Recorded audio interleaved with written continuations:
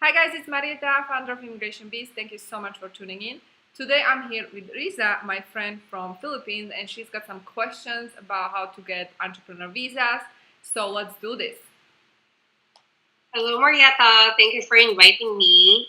Thank you so much for being here and doing this for the fourth time. No worries. I actually need your help. So I just have a few questions about my business visa application. So I am a business owner here in the Philippines. So I do short-term rentals, mostly on Airbnb platform. So more on real estate. And I kind of want to duplicate the same thing in the US. But I don't know where to start. So I want to know how will I be able to get a business visa. Okay, makes sense. So basically, what you're telling me is that you are in Philippines and you are running a business with real estate Airbnb business, and you want to apply for a visa, entrepreneur visa, so you can do the same thing in United States, correct? Yes. Okay. First thing I would ask you is that how much you can possibly invest, because if you want to apply for E2 visa, which is the visa type that is most suitable, you have to invest substantial amount of capital. So my question to you is, how much can you invest? I see. Well, it is something that I want to ask you. Like, what is the minimum amount for investing? So the minimum for E2 is, based on my experience, is around 100K, but it can be less than that, or of course more. Now, in your case, because you are going to do the same business model, you have to buy a property, obviously, right? So it depends on the property type, and it also depends on the location. So my question to you, how much do you want to invest, and where do you want to invest? Like, are you sure, like, do you know what location you want to be in, or you are not sure? I'm not really sure yet. Okay. So it's just an idea for now. Just idea. But all right. Really Sure. So let's say you want to invest into a property in Florida, for example, and you going to invest, let's say, 150K. And when you invest into a real estate, you have to keep in mind that it has to be active investment. So you have to actively engage with the business. If you just invest into a real estate, it's considered more like a passive investment, and you will not qualify for that. So if you want to apply the same exact business model you have back home, it's totally possible. You can totally do that. Make sure you're going to do the same thing. You're going to rent it out, short rentals. It can be through Airbnb or maybe a different platform, similar platform. And every day you should be able to manage the property, okay? Or alternatively, if you buy a property, real estate property, you can turn it into a flipping property business where you actually flip properties. So it's active business. With real estate investment, the rule is it has to be active business. It should not be passive business, okay? And as long as you do that, you are fine. Also, there are other requirements, like your business model should work. By the way, the concept is already proven because this concept is everywhere, right? The Airbnb thing. So it's a proven concept. The business must not be marginal, meaning that you will be able to generate more than minimum living expenses for yourself and your family, and later on you should be able to hire more people. But that's not like the requirement. Oh, okay. Well, thank you. Sure. Another thing is, I have a son. So let's say that I got approved for the E2 visa. Will I be able to bring my son with me? Absolutely. You can bring your kids under 21. So if your kids are under 21, they can come with you. If they're over 21, unfortunately, you cannot bring them as dependents. So if you bring kids who are under 21 and later on, let's say you stay on E2 visa for 5 years and they reach age of 21, they need to figure out a different way. Maybe they can enroll to school and get, obviously most likely they are in school, so they can apply for student visa. Oh, okay. Well, I'm glad to hear that because I still have a baby, so it's only 7 months old. Oh, sure. So you have 21 years. I don't want to leave him. Yeah. So another thing is, well, in general, like Filipinos have this image that if we go to the United States, we will, even when we get approved for a visa, we will just hide and not come back. So this is this is what I'm worried about. Like, for the first attempt, like I just don't want to be denied. So I'd like to know, like, how will you be able to help me on this? Like, what are the things that you can advise? Mm-hmm. So, okay, first things first. So if you go to United States on B visa, for example, you are applying for B visa. B visa is just a visitor visa, even though it's called business visa. And the purpose of this B visa is that you go there for a business trip or conference or workshop or a business meeting, and you have to return back home. Now, if you are someone who doesn't have strong ties to your home country, chances are you will be rejected because it appears you might want to stay in the United States. There is assumption, okay? So if you show that you have a strong ties to your home country, then you should be able to get the visa. It's slightly different situation with E2 because E2 visa you're already showing, literally the evidence is showing that you have invested or you are in the process of investing substantial amount of capital and you are bringing money to the country.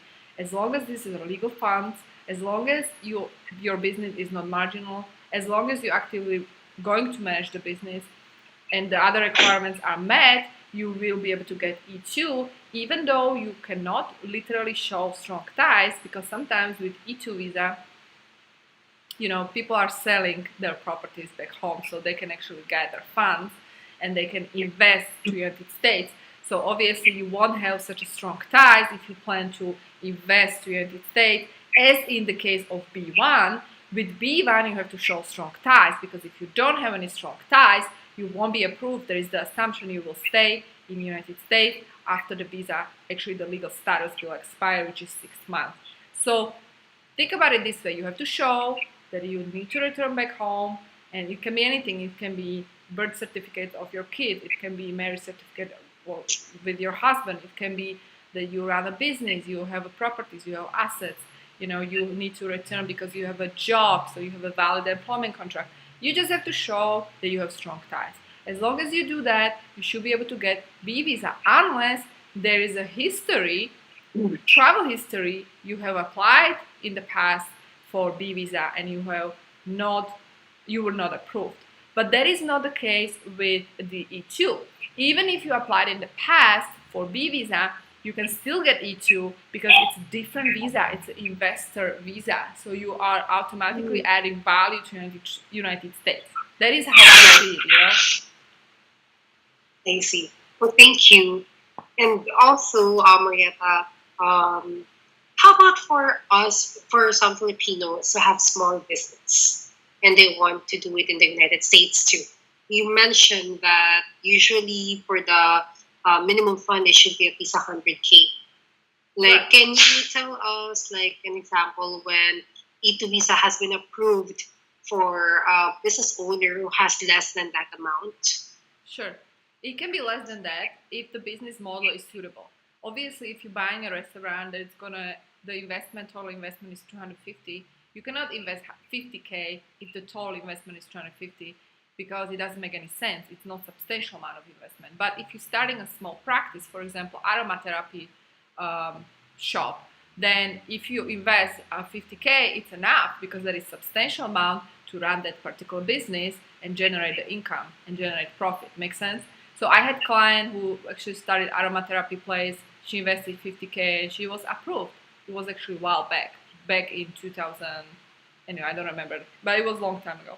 And I also had clients who invested like 80,000. They got approved, or each individually. There were 2 investors. Each of them invested 50K and they got approved.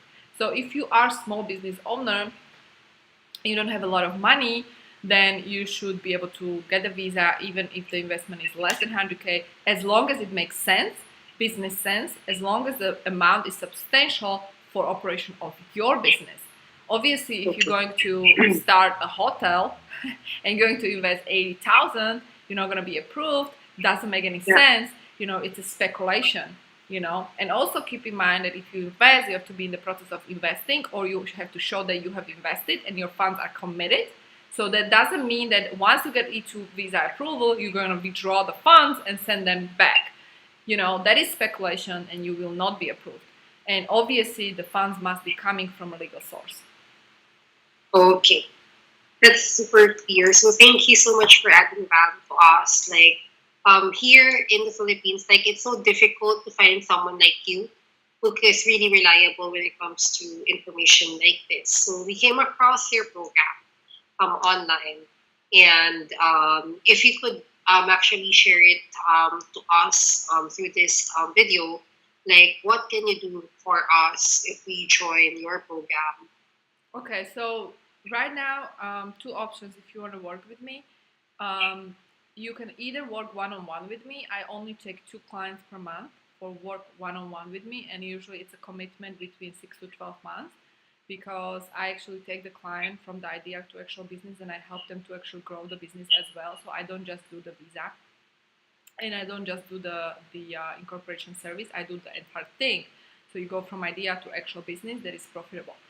Or you can enroll to American Dream Accelerator, which is open for only 10 people per month. And this is a program that I designed specifically for people who are thinking to go to United States, start a business. Because I'm from Slovakia, I immigrated in 2007 and I literally started my business from scratch. And I'm a lawyer, I'm trained lawyer, and I didn't have a business experience or business education, this business background, so I'm self-taught and I had to learn everything by trial and error. And so I designed a program for people to actually accelerate the journey and accelerate the growth for them, so they can just literally go from that idea, get a visa, get the business incorporated, get a business model, get a sales plan, marketing plan, teach them how to sell. Many of them, they don't know how to sell. They go to United States and they are stuck. Yeah. They don't make any money because they have no idea how to sell. So I personally took different trainings. I was mentored by different mentors to able to grow my business. So I designed this program for people who want to literally build 6-figure, 7-figure businesses, who are entrepreneurs, who want to change the world, contribute, and they do obviously need a visa. They need to incorporate the business, but they also want to grow the business. So it's a one-of-a-kind program because I believe there is nobody outside, as far as I know, who is teaching or is combining the different angles that I combine and put into this American Dream Accelerator program. So yeah, so if you need any help, you can enroll to that program, or you can reach out and work with me one-on-one if that works for you. And I also do a lot of webinars, like free webinars weekly, for people who, they need information on B visa, which the webinar is coming up on Friday. There's another webinar coming up tomorrow, which is going to be how to form entity in the United States. So, and I have my YouTube channel, so I'm educating people so they know what are their options and they can make that best decision for them. Wow. Well, thank you so much. Like, you have given us a lot of information, and I'm gonna share this to my friends because this is super helpful. Sure. So Thank you so much. yeah, that's it. You got it. So I'll talk to you later. Thank you so much for joining this call. And if you need anything, just let me know. All right. Thank you. Have a nice day. You too. And thanks guys for watching. If you are new to my channel, make sure to subscribe. If you like this video, like it and share it. Share it with people who need this information. And also don't forget to sign up for the upcoming webinar. The link is going to be below. Bye.